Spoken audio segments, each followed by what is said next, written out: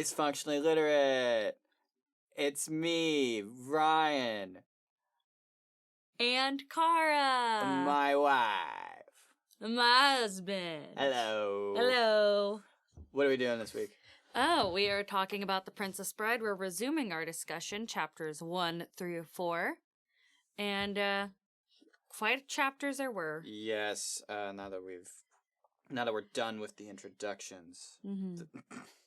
The 3 separate introductions. So I like how these chapters are titled. It just says it all right there. Chapter 1, the bride. Chapter 2, the groom. Chapter 3, what was chapter 3? Oh, God. The courtship. The courtship, and then chapter 4 is the preparations. Yeah. I love chapter 4. That one, I think, might be my favorite. For reasons. Okay, don't be an ass. Okay, don't be an ass about it. William Goldman doesn't deserve that. No, that's genuine. I liked chapter 4 a lot for reasons that'll become clear later. Chapter 1, The Bride. How Buttercup fell in love with the farm boy, and how the farm boy died. Best girl. We love her. She's not the brightest crayon in the box, but she is great. Nor is she the prettiest. Not at first. She's the 20th prettiest. She does become the most beautiful woman in the world. But here, she's the 20th. Because here, we're not even really talking about Buttercup. Not We're yet. talking about the most beautiful woman in the world. Yeah, they intersperse it. So they intersperse it with the most beautiful woman in the world, and then they talk about how each of those women fell from being the most beautiful woman in the world due to various different flaws that they had. First one liked chocolate too much. Which, looking back on a 2022 sensibility, I don't find that a flaw. Because, you gotta keep in mind that this was written in the 70s, and fat phobia was and is still very present. So for me, reading back on it in 2022, it's like, ooh, I don't know if he could say that today. He was writing that book and say, oh, she's not pretty anymore because she liked chocolate too much. I think without coming under fire. Because this is the most eloquent fat joke I've ever read. Well, and that's the thing. It's still a joke at the expense of fat people. It's true. And I think we've come farther along as a society to find other things to find fault in, say, not just physical beauty, because everyone is beautiful in their own way, but, going into their actual character of person and how they are as a person. Well, it's not just that she liked chocolate. It's also that the Duke fell in love with his mother-in-law, and she got ulcers. Yeah, she did get ulcers because men ain't shit. Men ain't shit. If that's the one lesson you learn, there's only one man who's cool enough to, be worth shit. That's Wesley. Also, Inigo. I will allow Inigo apologists to come forward and make their claims, because he is pretty cool. Him and Fezzik are my favorite characters in the book. But I do want to name our son Wesley if we ever have a son. Uh-huh. She sure does. Mm-hmm. Yes. Amongst other things. There's a whole list. Wesley, right now, this week at the top is Wesley. Of course, because we're reading The Princess Bride. Yeah, of course. So then they talk about the next most beautiful woman who lived in Bengal. Oh, yes. She was a tea merchant. Mm-hmm. But she died of the pox. Yeah. She got the pox. She survived. But she got the pox. Which is very interesting, because that is historically accurate. A lot of young women got the pox, and they were considered less beautiful, because one of the things about smallpox and other forms of pox is that it leaves little marks on your body if you've survived it. So this was, obviously it took place before inoculations. And that's something else he gets into in these chapters, where it's this was before this, but it was after this. Yeah, I love the little asides. And it's very confusing because, it's it's satire. This was after Mirrors. Like, it was after Mirrors. This was after taxes. Everything is after taxes. Yeah. And I was like, damn. Okay. And this was after stew. The first thing that man did was make stew. No, the first thing man did was make taxes. Then Make stew. taxes and then stew. Which, that sounds about right. Unfortunately. My favorite of this gag, before they even get to Buttercup, is the next most beautiful woman. Adela Terrell of Sussex on the Thames. Yeah. The Thames. Oh, I'm sorry. The Thames. It's the Thames. The Thames. Okay, You have friends from Wales. They would be ashamed to hear how you just butchered their river. I don't think they'd be ashamed, but I do think they'd mock me. In fact, they will mock me. I think they should. Great. I'll encourage them Hear to. that, guys? Cool. No, but the reason why she no longer became the most beautiful woman is because someone told her, "You're the most beautiful woman in the world," and she was flattered, and then she realized it was true. Mm-hmm. And then she realized that she had to maintain it, and because of the stress of maintaining it, it didn't last. Mm-hmm. She was fretting about being beautiful too much, and so naturally she stopped being beautiful, which I think is a little bit strange considering Buttercup's did the reverse. She was like, I must devote myself to becoming more beautiful by the day. Mm-hmm. But also, she did it for a different reason. She did it for love. She did it for love, whereas it's heavily insinuated Adela just did it for vanity. Yeah. Which, that's quite misogynistic. Like, there is a lot of like, I love The Princess Bride, but there are points where you reread it as an adult, especially in our 2022 culture, as a woman, and you pick up on the misogynistic undertones, especially in the sequences about the most beautiful women in the world before Buttercup, because, one got fat and had ulcers, so she wasn't beautiful. The other one got pox. And it's all about the physicality of it. It's all about physical beauty and instead of inner beauty, which does make sense for who was writing it, when they were writing it, and the context in which it was written. But it does jump out. Morgenstern? No. Ryan, we talked about this. It's his classic tale. We talked about this. He wrote a real big book. This is the abridgment. No, we talked about this last time. Mm-hmm. William Goldman wrote it. Yeah, he wrote the abridgment. No, Ryan, you can't see this when you're listening to it. He is giving me the most shit-eating grin. Because he knows he can get away with this. No! Yes! Well, then we do meet Buttercup. Yes. They make clear she's Homegirl. She's a simple girl. She is absolutely feral, and you know what? I say good for her. She likes to ride her horse. She likes to ride her horse. And she does not give a damn about anybody else. And she gives a damn about the farm boy, who she likes to taunt. Yeah, she does like to make fun of that farm boy, which, I mean, that's valid. She does like to boss him around. She bosses him around incessantly. Which, good for her. We love a woman who knows what she wants. I don't like that her horse is called Horse. I mean, we can't expect her to be perfect. I don't expect her to be perfect. In fact, this whole chapter, she wasn't perfect. Mm-hmm. Like, that was the point. I mean, it's back in the Middle Ages or sometime after taxes, after mirrors. Yeah. But before, I think before France or something? No. Before, I can't remember all of the things. I know it's... Oh! Hey, Ryan. Oh, really? Oh, you can't remember all of the things. I've read this book 17 times. I know the whole thing. Cut the mic, Chris. We're gonna fight. We're gonna fight. Oh, I want Ryan to edit this later. He's the editor. I am the editor. Yeah, I say whatever the hell I want and I cut it out later. If you want to cut something, we can cut something. Oh, I'm gonna fight you now. Oh, no! So you can keep that in if you want. But just know you live with me. I do live with you, and I love you, and I've taunted you. Yes, you have. I like to play video games and taunt my wife. That's it. That's all he does. Buttercup and I are very similar in our interests. Except he didn't name his video games video game.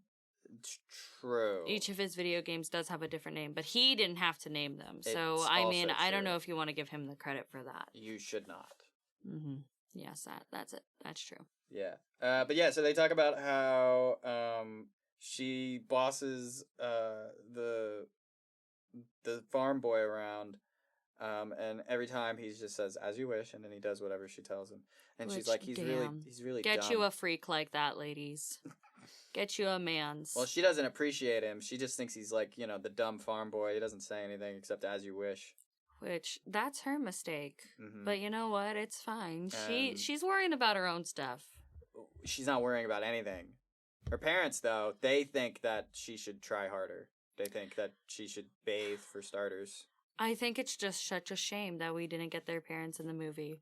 It's probably one of my favorite quotes from this book that I love to quote is they're talking about Buttercup not getting enough sleep, and she's like, "You don't want to be overly tired, dear. I was overly tired the night your father proposed." And it's like, Yeah. damn, Yeah, that got no. me. Yeah. Like, she sunk his battleship, bro.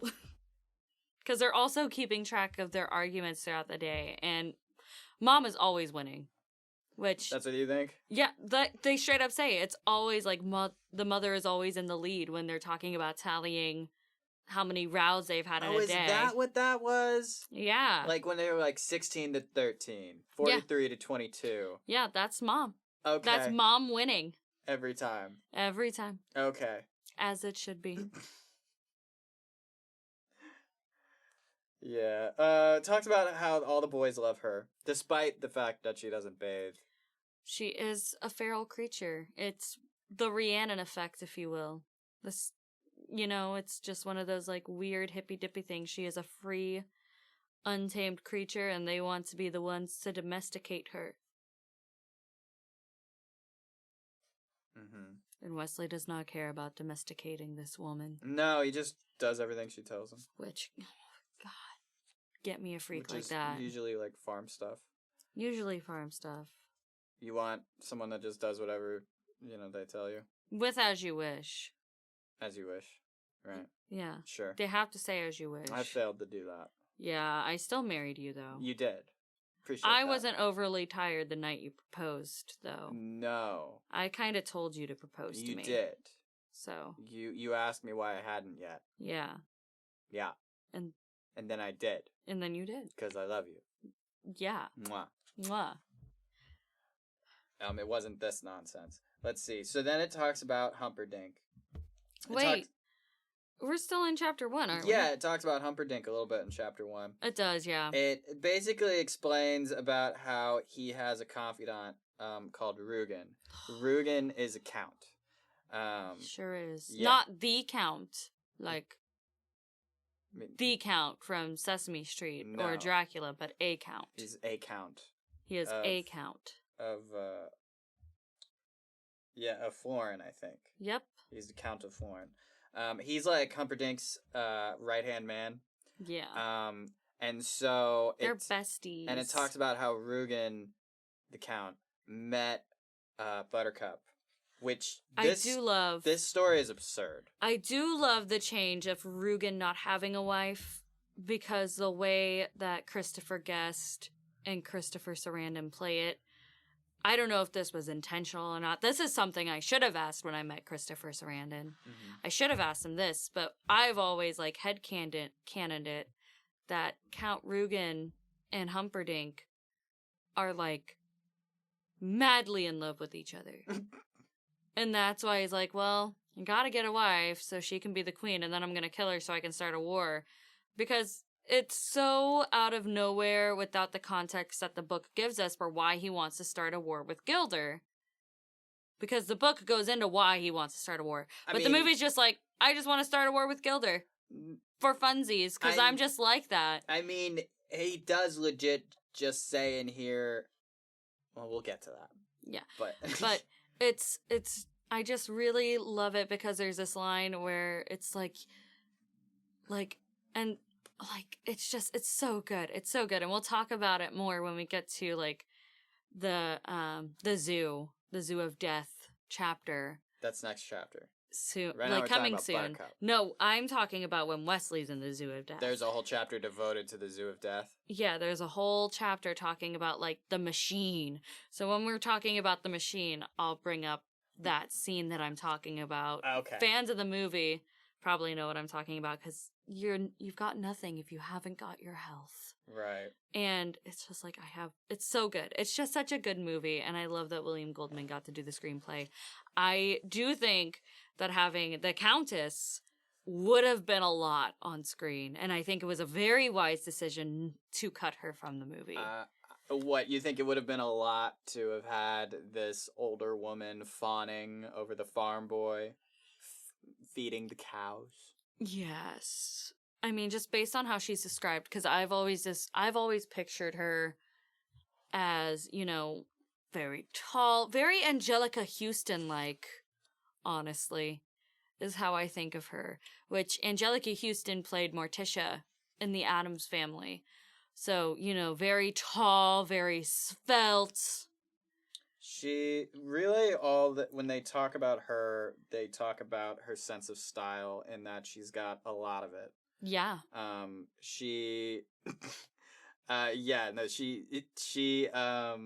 It just has all of the clothes. All of them, which good for her.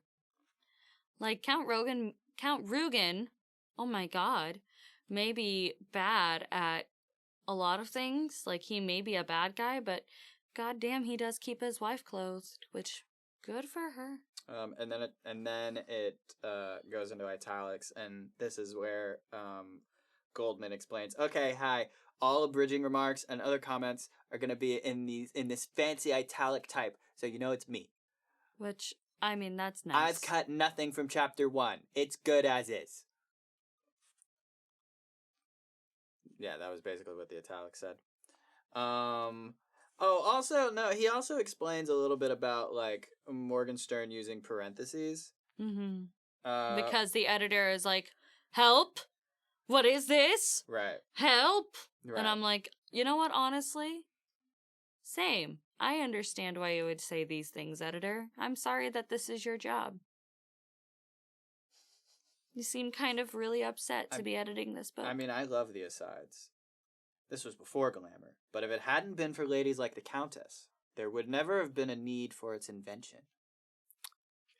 I mean, it's ridiculous. Like later on here, so there's this whole thing about, like, the Count and the Countess, they go to Buttercup's house, and they go to her parents, and they're like, hey, we heard that you have, like, the best cows. Which is not true. Not true. Their cows are awful. Their farm is awful. Like, everything about them, subpar. Well, they heard that they have the best cows, and the parents are like, we do? Yeah. Well, I mean, we don't do anything special. And then they get Buttercup out, and Buttercup's like, oh, you should ask the farm boy. But while she's doing that, the Count is staring at her. The Count's like, oh my god, there's potential here. It makes it very clear that he's not, like, infatuated with her. Mm-hmm. He looks at her and clocks that she's the 20th most beautiful woman in the world. Which the Countess is not even ranked, so maybe she's not Angelica Houston. I don't know. Because I think Angelica Houston's up there. But yeah, no, he's staring at her, and then the Countess, well, she's staring at the farm boy. Mm-hmm. And then there's this whole, like, ridiculous thing about the cows, and it's like, well, what do you do? Oh, he just feeds them. All right, well, you must show me how you feed them. So he goes off to go feed them, and the Count is... Well, no, sorry. The Countess is going with him. She's just staring at him. But Ryan, he's also shirtless. He is also shirtless. And he's wearing blue jeans, because this was after blue jeans. Which was before a lot of things, apparently. Which was before a lot of things. But it was before glamour. After blue jeans, before glamour. which it's just very hard to clock where Florin is right now in history because of all of these anachronisms. Also, America is a thing. Also, America is a thing. So it has to be at least 1800. It has to be at least 1800. But I would say that it couldn't be because the French Revolution, right before it, like, those nobles, you cannot tell me their dresses weren't the very definition of glamour. All right, we'll say 1730 then. Well, but jeans weren't invented yet. In 1730? No. Are you sure? Is that a challenge? I mean, you just said this was an anachronistic book. I'm gonna... Hey Siri, when were jeans invented? 1873 by Jacob Davis and Levi Strauss himself. Get wrecked. That's from Siri directly. Okay. She would never lie. But this book, though. But this book, though, I don't know. I think it's just Goldman fucking with us, man. He had a fun time doing that. He sure did. Well, yeah, so the farm boy, Wesley, he goes to feed the cows. Countess follows him. He's like, but your dress. And she's like, I have so many. I'll get another. I never wear a dress twice. Which, damn. That right there is why we are in a climate change. Yeah, so the parents are following the count, who's following the countess. Which, the only reason, they think that the count's there because the dad didn't pay his taxes. Yeah. Because this was after taxes, because Yes. everything is after taxes. They were terrified that the count wanted taxes. Yeah, but they're following the count around. No, hold on. Here's what the exact passage says. Oh shoot, this is actually quite a lot of pages here. Well, damn. Ryan, did you actually read this? Yes, I did, but I left my book at home. Oh. I took my wife's book. Because Misogyny. she knows this It's whole because book. Missouri took away our rights, and I actually don't have the right to read anymore. Way to date us, Cara. I'm gonna drink some water now. Okay. You can talk about that. He didn't even offer me water. How rude. You hear that sipping? Ryan, make an obnoxious sound when you're done. You want some? Oh, yeah. Chivalry. I take it back. All the comments about him being a raging misogynist, gone. He's actually very chivalrous.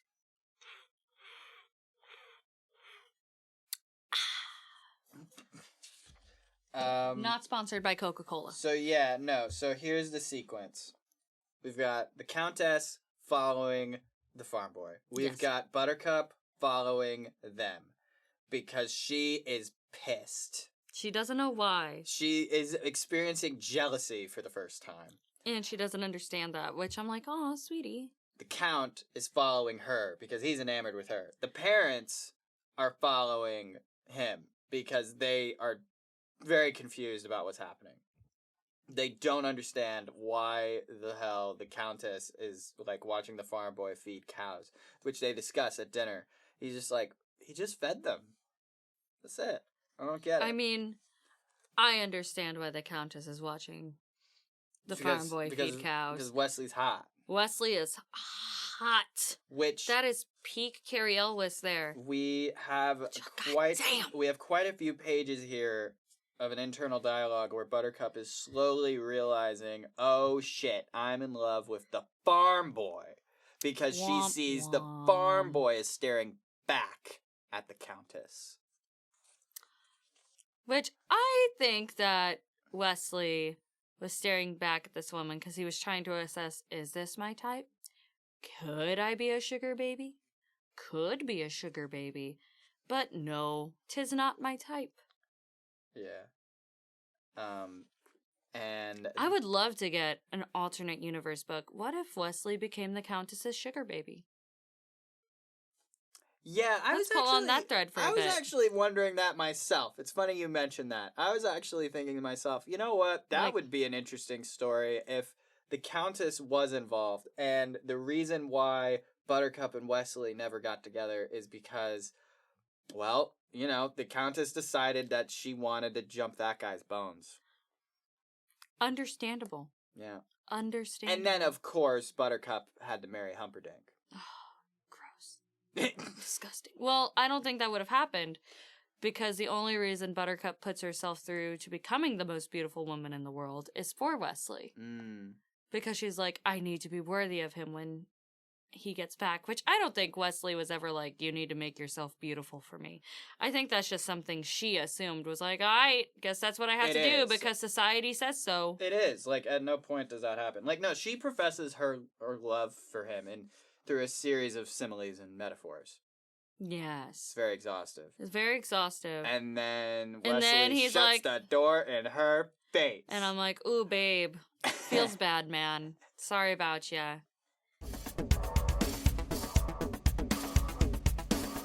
This episode is not brought to you by Greg Bush. Greg Bush is a fellow that I've known for a little while now, and he is running for Missouri House District 50. And I've invited him here to do a series of mid-breaks with me where he discusses important ballot measures and offices going on locally. Be that the county or the state or what have you. That is what we're doing. So, Greg, what are we talking about today? Let's talk about Judge Stephanie Who's she? Morrill. She is a current judge who is trying to move her way up in the judiciary. This is the 13th Circuit, I believe. This is going to be for Boone and Callaway County. She has an opponent that is one of those Amy Comey Barrett Federalist Society Heritage Foundation folks. I've met him. He's very likable and very charming. And that's the worst kind. Yes, and he is wrong for the values that people of conscience have. So it is important. This is a really kind of down ballot race. I mean, this is a presidential year here on November 5th, 2024. Hopefully people will be coming out to vote and making sure that we vote up and down the ballot, making sure that we understand who it is that we're voting for. Maybe it's a name that we've heard a little bit about, but let's find out a little bit more about who those people are. And today, I'm telling you, Judge Stephanie Morrill, she's somebody that I have met on more than one occasion, not standing in front of her as a defendant or plaintiff, but she is somebody who is a person of conscience, comes from kind of a populist point of view, and making sure that our courts are accessible to everyone, and that we just don't lock people up willy-nilly, that we give people an option and an opportunity to pay their debt to society if there needs to be one, and then move on with their life, and not making that debt such a burden that you dig yourself into a hole from which you can never recover. So that is really an important thing, kind of important frame to have. Anyway, Stephanie Morrill, just Stephanie Morrill, if you're in Boone or Callaway County, for me and for my kin, she is a yes. She's an incumbent? So she is a current judge, but this is, there's actually a judge who is retiring. I see. And she is trying to move her way up to the circuit court. To the circuit court. Yes, exactly. Wonderful. So, yeah. Okay. She's good people. She's good people. You want good people making decisions on behalf of everyone. You want good people. She's good people. Vote for good people. Back to the show. Without a word. Which I'm just like, dude. Word. It's just like, okay, dick. And then he comes back a little bit later, and he's like, I'm going to America. And she's like, oh. Well, the thing that happens before then, she's like, actually, just kidding. Wasn't in love with you. Just kidding. Yeah. What a silly prank. You fell for it, stupid. And he doesn't believe Which any of is that shit. exactly what I would have done in that circumstance. And it's almost exactly what I did do the first time I said I love you. Oh, is that right? Yeah, because I tried to knock the glass over so that way you would have... Oh, the first time you said I love you to me. Yeah. Yeah. Yeah. You said I love you to me on accident. Yeah, and then I tried to knock the glass over so that way you would forget that I said it. And I didn't let you do that. That didn't happen. Yeah. I held those hands. Yeah. And I said that it's okay. Yeah. Yeah. Yeah, that's what happened. But I just love that she was like, I'm just kidding, stupid. You idiot. But yeah, no, he doesn't believe that at all. And He's like, I'm gonna go to America, which I'm like, bad choice, bro. I've learned Don't do it. I've learned how to not sleep. So I'm going to go to America and I'm going to get 2 jobs, 2 10-hour jobs. And it's Because like, I don't God. need to sleep now. I only have to sleep 2 hours a day. But there's 4 hours. There's 2 other hours unaccounted for Travel there, time. Wesley. Oh yeah, travel time. Yeah. And also he's got to work out. I He's mean, made himself strong. I feel like but he's got to keep up on that. I feel like if he's working 2 10-hour jobs, He never said what kind of 10-hour jobs. He could be doing like accountant work. You never know. no, I think He knows his figures. I think I do know cuz he's a farm boy. Yeah, but he knows his figures. Sure. He's made his body strong and his Yeah. mind sharp Yeah. to please her. Which, again, get you a man. Get you a man like that. Or a person like that. Well, I don't judge. She thinks this is all about the Countess. He's Oh, like, yeah. no, I'm going to go to America and I'm going to make all this money and I'm going to build a house for 2. And she's like, I mean, I think you're crazy if you think the Countess is going to go for that. And he's like, God, woman, I'm not talking about the Countess. Shut up about the Countess. And it's like, oh. I love you. And she's like, no. He's like, yes, no, I do. I love you. I love you so much. And then he starts teasing her about how much, he loves her. And she's like, you tease me. And he's like, yeah, I do. I do tease you because I love you. Basically. Which I think that's very common. Yeah. I do tease you because I love you. Yeah. And, and so, yeah, no, he's straight up about his intentions. And she's like, I will never love anyone else. I will love you until I die. And he nods. And he's like, I'm going to go to America now. Bye. And so he does. But not without a kiss. Yeah. No, she's like, wait. You have to kiss me. And so, yeah. Which I understand that. I make Ryan give me all the kisses. Indeed. I demand them upon leaving the house, upon returning home, just sitting on the couch. Indeed. You It never is come my to right. me. I make him come to me. Because this is feminism. This is modern feminism. Modern feminism is laying on your couch and demanding that your boyfriend / husband go to you. / significant other. Go to you and kiss you. You never get up for your man. You demand he come over and kiss you right now. This has been modern feminism takes. That's what my wife does. And you know what? She's a modern feminist, so. But yeah, so then Wesley died. Yeah. Let me tell you, that kind of was like, oh. When I heard that as a kid, I was like, Mom, you sure? Yeah. That's weird. Yeah. And so she was like, yeah, yeah. I'm sure, Cara. And I was like, all right, well, that sucks. Maybe she'll meet somebody way cooler and more dashing than Wesley then. Because there's got to be a man. There's a man on the cover. There's got to be a man. Was this what it looked like for you? This cover? No, it was a different cover. What did your cover of The Princess Bride look like? Because this is it like had- the movie cover. It had a cover with a woman in a red dress and a man in a black suit, but it wasn't like a photo of them. It was more like a drawing. Oh, okay. You know? Sure. Yeah, so she, right after Wesley leaves, like the next day, she goes to her parents, and she's like, what do I have to do to be pretty? And they're like, Here is a whole list. here's a whole ass list.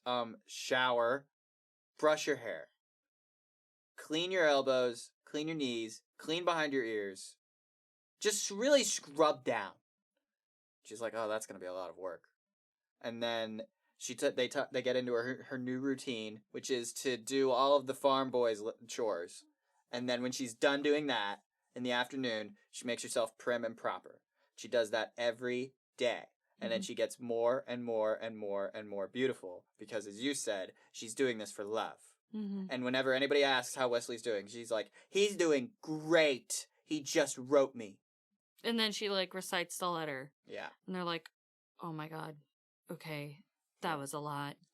Wesley does this cute thing where every sentence is is And- a statement, and I love you. Which It's raining today, and I love you.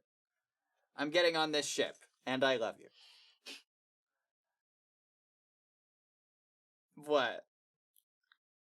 nothing. It's not like I want you to do that for me. Yeah. That's gay. Wouldn't want that at all. Noted.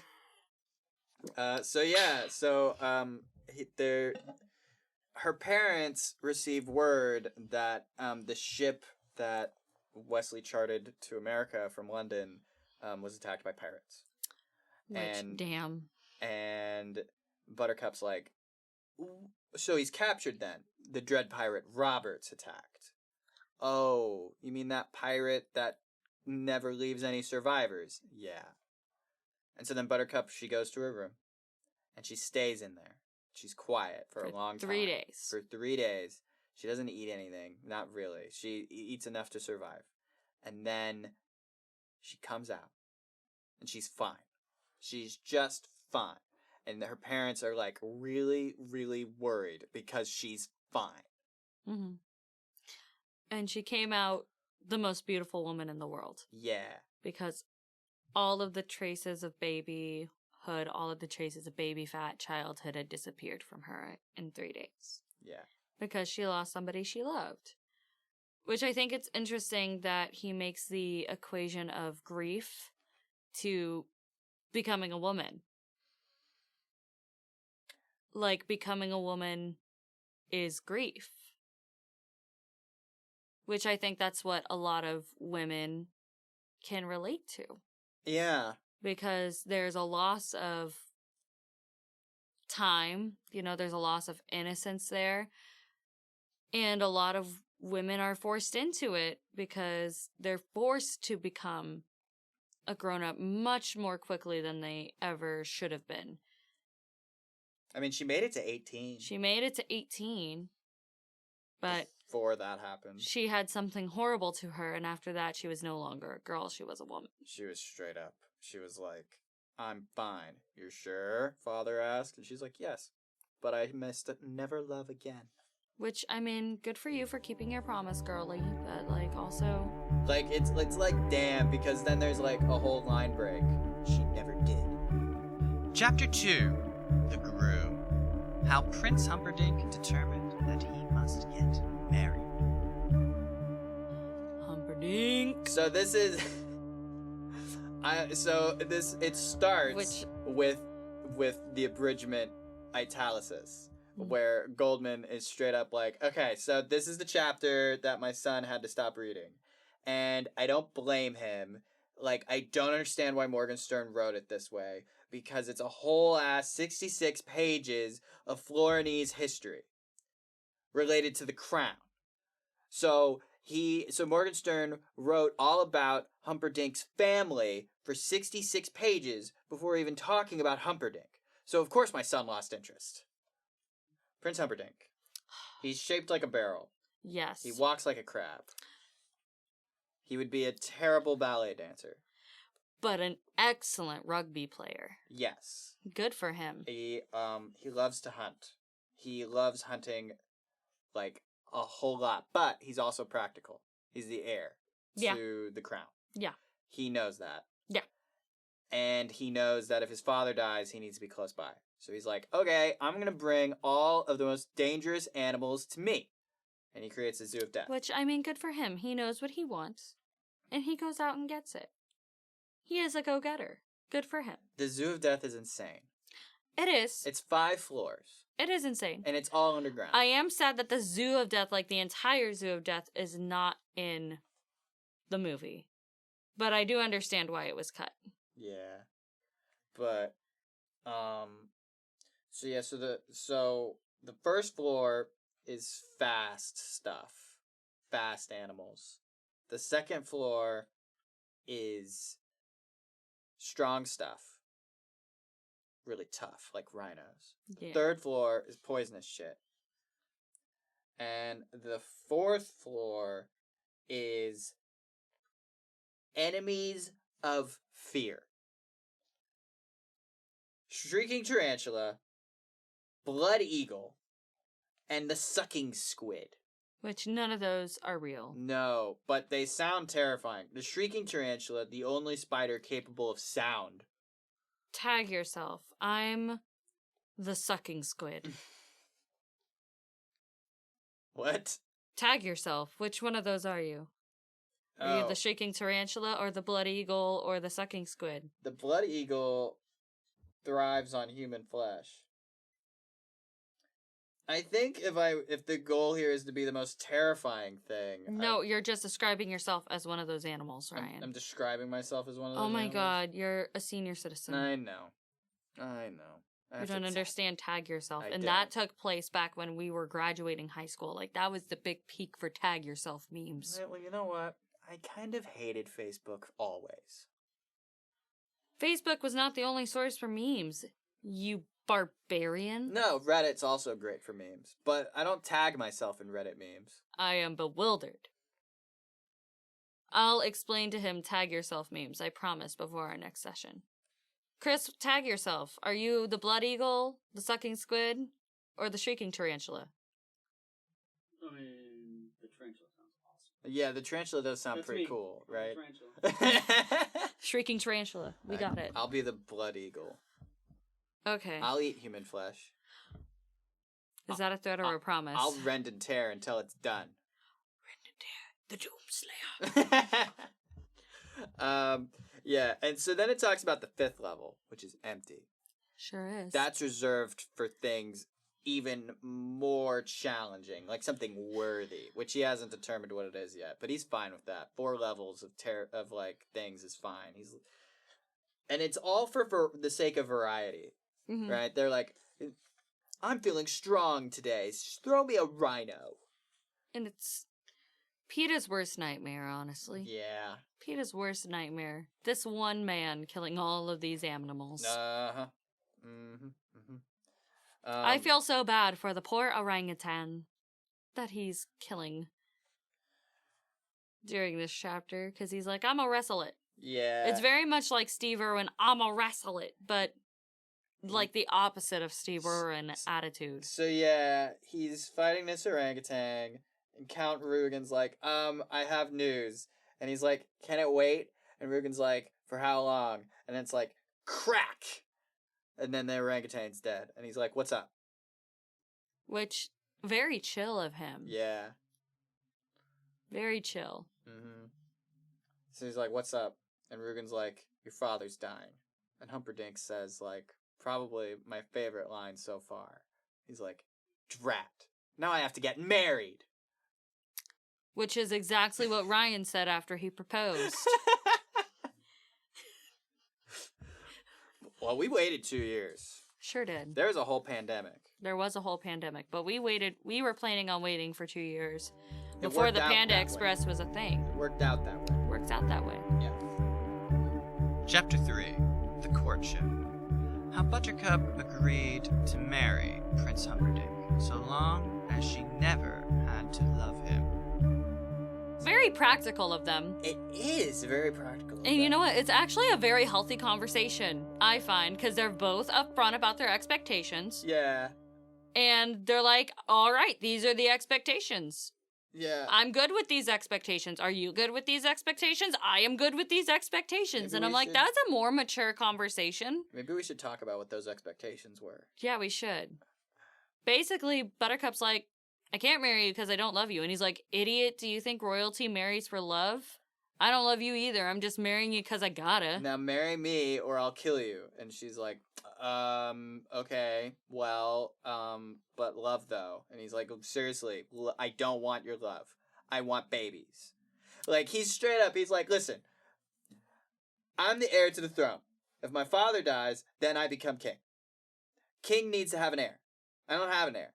You need to give me an heir. And the only reason he even goes to her is because he's like, you know what? I just want a hot wife. Mood. I also wanted a hot wife. And then I met Ryan. And now I have a hot husband. Thanks, babe. You're welcome, babe. You flatter me. I flatter you. You're gonna make me blush. They won't be able to see it. Go ahead and blush. Aw, that's cute. But yeah, like, There was a conversation before that though, because before Buttercup, there was a legit princess that he courted for a hot second. Yeah. Yeah. Oh man, that poor girl. Um, She was the Princess of Gilder. Norina. Yeah. Which such a beautiful name. And then they go on, like, Goldman has this thing where he's like, he spends so many pages talking about packing and unpacking, and I'm like, yeah, it's because he's making fun of the nobility, bro. Yeah, it was like 100-something pages. No, the next 56 pages, which I love this passage because it's just him bitching about these 56 pages. 11 pages of the queen packing. 2 pages to travel. And then another 5 pages unpacking. And then tendering an invitation to Norina. That's a whole page. And then she accepts. That's another page. And then Norina packs all of her clothes and hats. That takes 23 pages. Yep. And then the princess and the queen come back to Florin. That's another page. And then the king shows Norina her quarters. That's another page and a half. All right, sure. And then Norina unpacks all of her shit, and that's another 12 pages. So he's like, yeah, no, I cut all that. I'm not doing any of that. It's supposed to be satirical. Nah, we're cutting it. We're cutting it.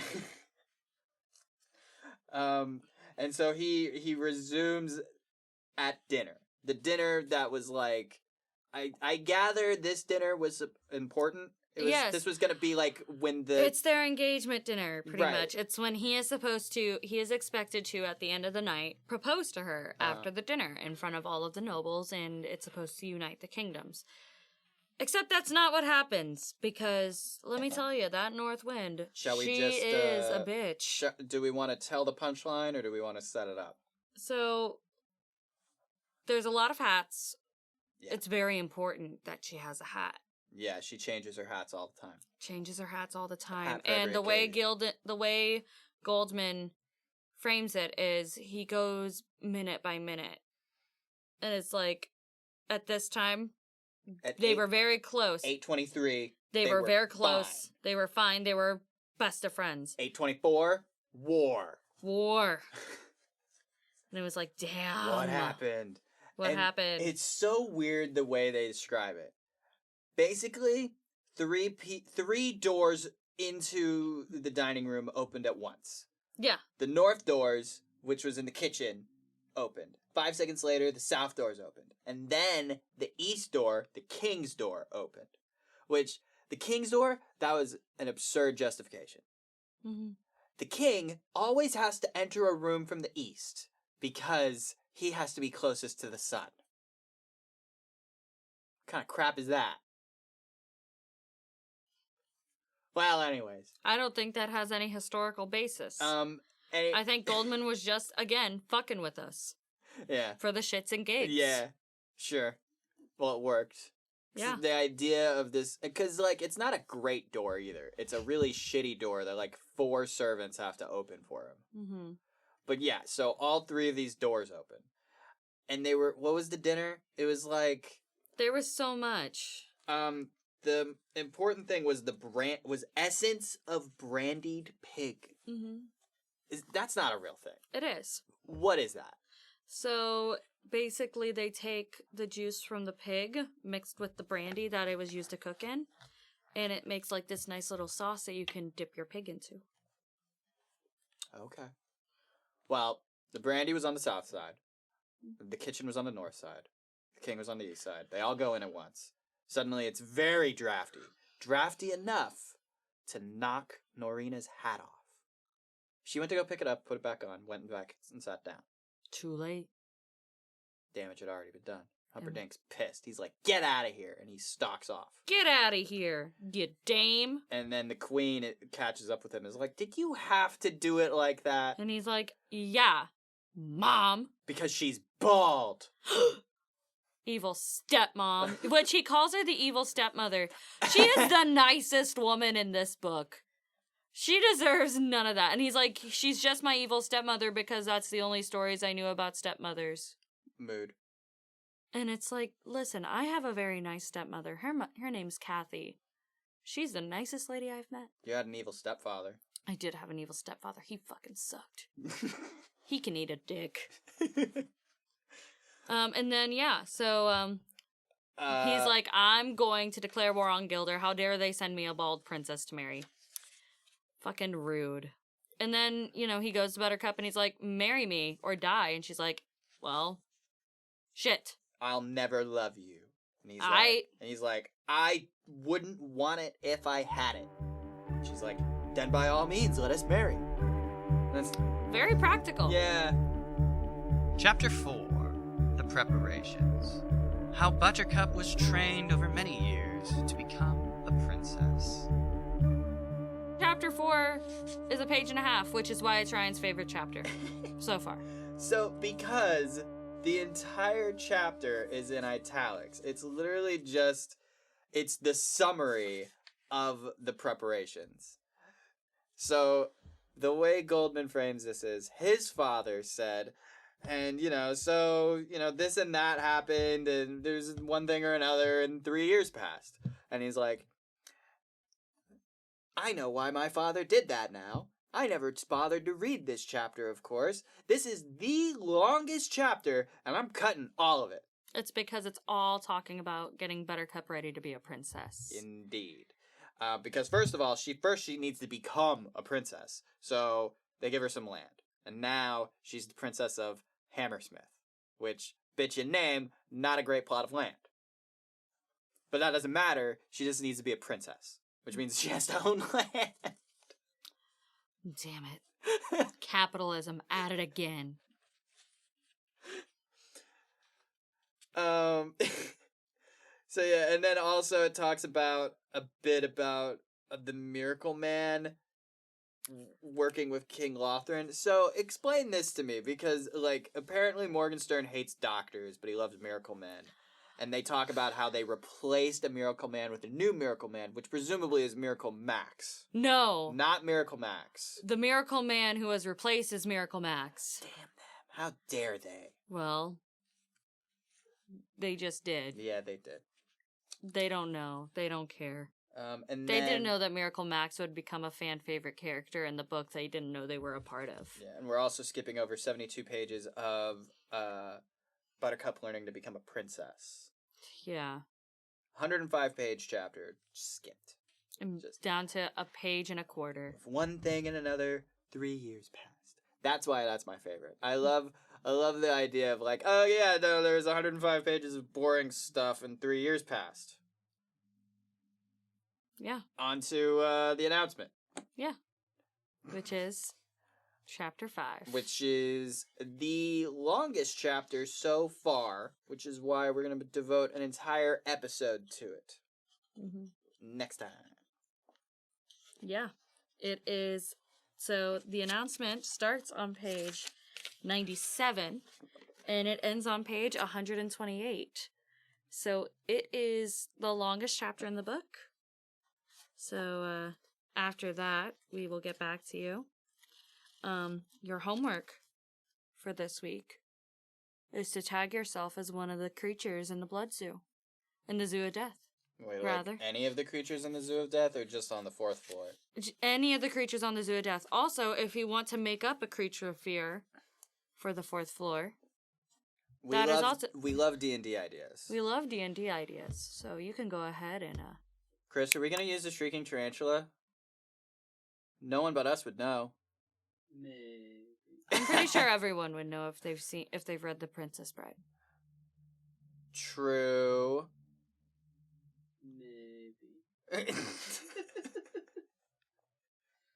just saying. No, thank you. Is there anything else you want to say about those 3 chapters before we wrap up? No, I think we covered it pretty succinctly. It's really getting into the meat of it now. The announcement is the biggest chunk of the book for a reason. Uh-huh. And it covers a lot of ground, so... That's where, they announce, the crew that's, no? It's where a lot of things happen in it. Yeah. We'll get into it. We'll get into it Yeah. in the next episode. We're not going to spoil anything for you. You got to read it, too. All right. All right, so yeah, next time, just chapter 5. The announcement. Just chapter 5. Thank you to Chris, our sound guy / DM on weekends. Thank you to VidWest for, utilizing their space. Thank you for Jake for our theme song. Thanks to William Goldman for writing the book. R.I.P. He was a real one for that. Also, Bush Cassidy and the Sunday Night. That was okay.